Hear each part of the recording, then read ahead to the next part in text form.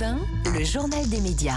Le financement participatif d'un film dont Kev Adams avait fait la promotion vire au fiasco. Ah oui, une affaire dévoilée par Mediapart. Il s'agissait d'un projet de film d'animation. Son nom, Plush, peluche en anglais. Il devait voir le jour grâce à un financement participatif en crypto-monnaie. Concrètement, le public pouvait acheter des NFT. Ce sont des certificats numériques qui prenaient ici la forme de petits nounours. Et comme l'expliquait Kev Adams sur Instagram, voici à quoi il devait servir. Ces NFT vous permettent d'être coproducteur du film, c'est-à-dire ça vous permet d'avoir une vraie part de production du film. Le but, c'est aussi pas seulement de mettre de l'argent et d'être producteur d'un film, le but c'est aussi de prendre les décisions avec nous, de participer avec nous aux décisions. Alors le problème, c'est que seulement 770 personnes ont acheté ces fameux petits nounours virtuels, bien loin des 50 000 exemplaires qui étaient nécessaires pour que le film soit financé et voit le jour. Résultat des courses, ce projet a fait perdre au total plus d'1 million d'euros à ceux qui avaient acquis ces NFT, payés tout de même 1 250 € l'unité et qui aujourd'hui ne valent plus rien. Ces NFT a acheté 1 250 € l'unité. De son côté, Kev Adams s'est défendu en indiquant qu'il avait juste assuré la promotion de ce projet. Et j'étais en confiance, explique-t-il. J'ai compris par la suite que le projet était trop ambitieux et inadapté au marché des NFT et du cinéma. Je regrette que des personnes se sentent aujourd'hui lésées ou trahies. Amazon répond à Blanche Gardin, la comédienne qui avait affirmé avoir refusé de participer au programme LOL qui ressort malgré un cachet de 200 000 €. Eh oui, la comédienne avait accusé l'entreprise américaine, entre autres, de ne pas payer ses impôts en France ou encore de détruire les emplois des petits commerces. Nous payons notre juste part d'impôts qui s'est élevée à 1 milliard d'euros en 2021, a répliqué Amazon dans un communiqué, indiquant également, je cite, soutenir la croissance de plus de 13 000 petites et moyennes entreprises françaises.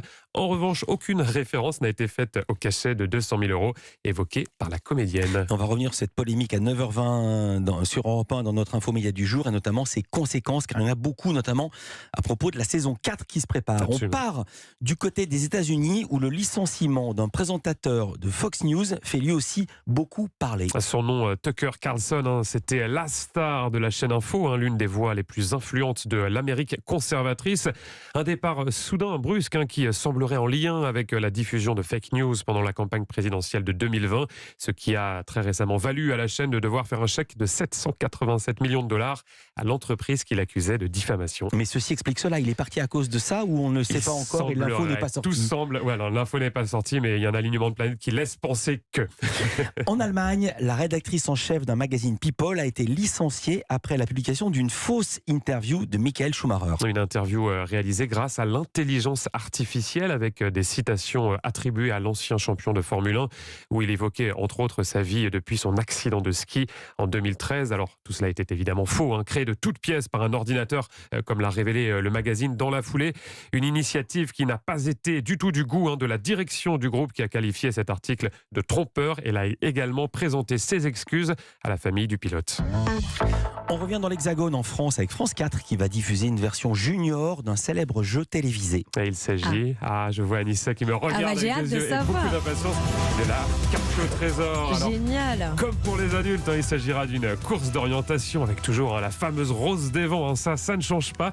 Une différence de taille toutefois, les enfants ne se déplaceront pas en hélicoptère, mais en vélo, en canoë et évidemment à pied. À noter que l'émission sera présentée par Maxine Eouzan, ancienne championne de gymnastique acrobatique et également vainqueur de Koh-Lanta en 2021. Et selon nos informations, la diffusion sur France 4 est prévue les 18 et 19 mai à 18h. Philippe, est-ce que vous regarderez ? Si je peux, oui, mais j'ai beaucoup d'émissions à regarder, de livres à lire pour l'émission et de films à voir. On verra.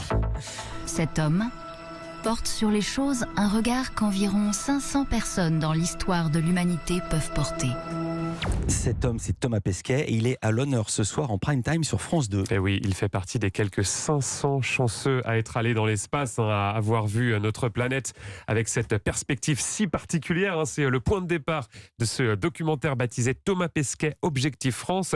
Comme nous l'explique Vincent Perazio, son auteur et réalisateur. Il est au micro d'Europe 1 Culture Média. Je considère que l'astronaute a un regard exceptionnel, puisque ce sont les seules personnes qui peuvent voir la Terre comme il la voit, c'est-à-dire comme un tout, comme une globalité, comme une planète flottant dans le vide spatial. Et qu'évidemment, Thomas Pesquet a vu ça. Surtout que c'était un regard qu'il médiatisait beaucoup, notamment avec les photos sur ses réseaux pendant ses différentes missions. Et l'idée, c'était donc de jouer avec ça et de ramener aussi Thomas sur la Terre, au cœur d'écosystèmes que lui voit de haut, pour expliquer un peu les grands fonctionnements qu'il y a Dieu sur Terre.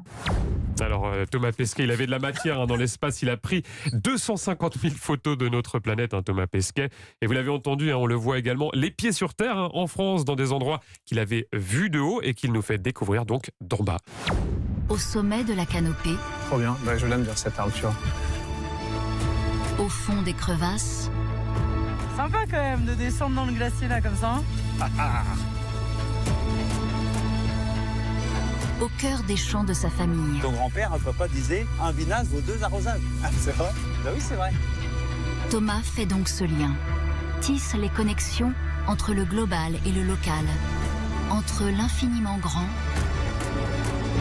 et le tout petit.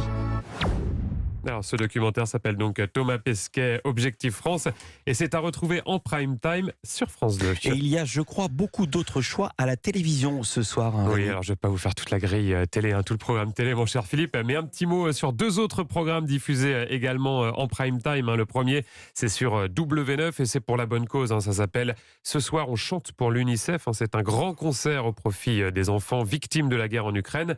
Et le deuxième programme, c'est sur C8 et il est dédié à cet homme-là. Oh putain, c'est génial. C'est pas de l'amour. Patrick Sébastien Patoche, vous avez raison, Anissa, c'est son surnom, qui sera l'invité d'honneur ce soir de Cyril Hanouna dans une émission baptisée C'est génial, c'est que de l'amour. Un nom évidemment qui n'a pas été choisi au hasard, ce nom, puisque c'est celui de sa toute dernière chanson. Notre camarade Jean-Luc Lemoyne vous en parlait hier dans sa session de rattrapage. Un titre, chers auditeurs d'Europe 1, qui, pour la petite confidence, a tapé dans l'oreille de notre réalisateur Jérémy Hébert. Il en est ça m'étonne pas. Enfin, vous dites tout. Il nous parle. Mais oui, il nous parle plus que de ça au bureau, au travail. D'ailleurs, Jérémy, si tu veux la mettre, vas-y, fais-toi plaisir. Putain, c'est Voilà. Et voilà, il Et danse. voilà, et redanse. Vous pouvez voir sur europe1.fr. C'est pas vrai. Dès qu'il entend cette musique, il agite les épaules, il bouge les bras, il remue la tête. C'est assez incroyable. L'émission est donc à retrouver ce soir à 21h30 sur C8. C'est présenté par Cyril Hanouna. Merci beaucoup Rémi Jacob. À demain pour un nouveau journal des médias. À demain. Restez avec nous sur Europe 1, la suite de Culture Média avec un téléfilm à voir mercredi soir sur France 2. Téléfilm poignant, Maman ne me laisse pas m'endormir, réalisé par Sylvie Testu, interprété par Gwendoline Amon, accompagné ce matin sur Europe 1 de Juliette Boudre. L'émission référence sur les médias. C'est Europe 1 Culture Média.